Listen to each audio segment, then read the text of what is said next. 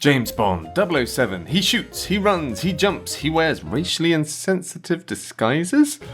But who should be the next James Bond? Well, the bookmakers have their own view, with various people being considered as favourites for the role. There's this guy who flies and shoots lasers from his eye. There's this guy who flies and shoots lasers from his eyes. And then there's this guy who doesn't fly, and as for the eye lasers, well, almost. Superhero actors aside, there's a number of people in the running to be the next spy who loved me.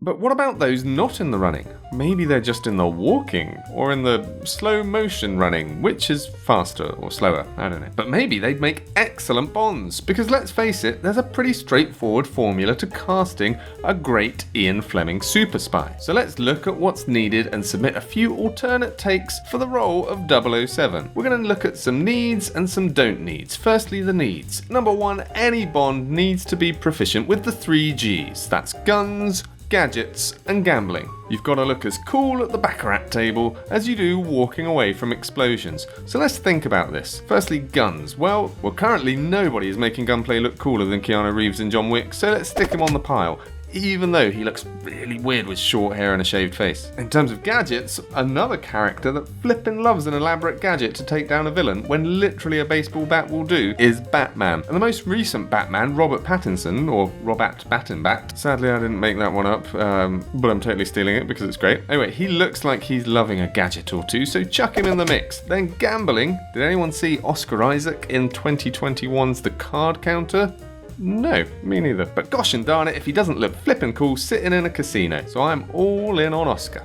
Then there's vehicles. Bond loves a car, a boat, a car that turns into a boat, a plane that turns into a boat. So 007 needs to be adept with any kind of vehicle and driving it in 2 modes. There's the chasing or being chased mode, and then the I look flippin' cool in this mode. Enter Tenet and enter John David Washington. Looking cool, check and check. Car chases forwards and backwards, double check. Planes, trucks, bungee cords, which are an important mode of transport for Bond too. He's got it all. Plus, Tenet was basically a sci-fi Bond film. Seriously, you've got your kick-ass protagonist, the Russian villain, a random MacGuffin that will either save or destroy the world, suits, cars, explosions, Batman.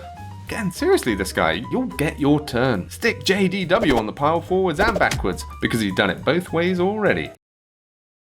Finally, the suits. They say clothes maketh the man, but do you know that some people pull off the cool in a suit look whilst others do not? So let's make this a quick fire round. We're going to swipe right or left on these celebs in suits. Okay, ready? Yes, no, yes, yes, no, no, definitely no, yes, yes, maybe after a couple of drinks, yes, no, yes. Right, so our pile is looking pretty healthy. Now let's think about some things that Bond doesn't need. Firstly, the actor doesn't need to be English. In fact, only 2.5 of the 6 MGM Bond actors are English. And voice coaching is pretty good these days, so who can pull off a convincing English accent? Now, I think I've got the credentials to be a pretty good judge of what makes an English accent. So straight out the gate, let's just say, Cheadle, you're out.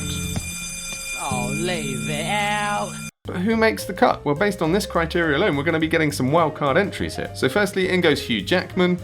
Bet you were dangerous, though you hardly look it. Really? A lady in trousers isn't dangerous, merely plain. Sean Astin. If I take one more step, it'll be the farthest away from home I've ever been. It's a little West Country, but you nailed the brief. Sadly, this does mean we're going to lose Oscar Isaac from the pile. Sorry, Oscar. Blame Moon Knight. Looks like someone mistook the Great Pyramid of Giza for a rubbish dump. We're also adding in, on the strength of the accents alone, Emma Stone. I could not just stand by and let you destroy me. And Meryl Streep. Right honourable gentlemen could perhaps attend more closely to what I am saying, rather than how I am saying it. Leads nicely onto the next criteria because, that's right commenters, come at me. 007 doesn't need to be a bloke. From now on, all remaining agents and trainees will be known as James Bond 007, including the girl. Won't that be rather confusing, sir? Exactly.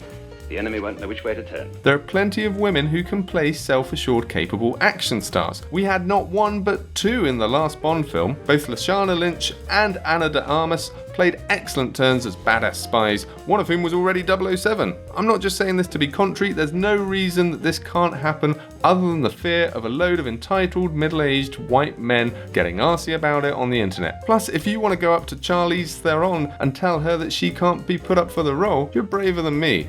stick them on the pile. Lastly, and this should really be obvious considering the pile of actors we've amassed in the corner, which is starting to smell a bit, but Bond doesn't need to be white. Oh, that's hot.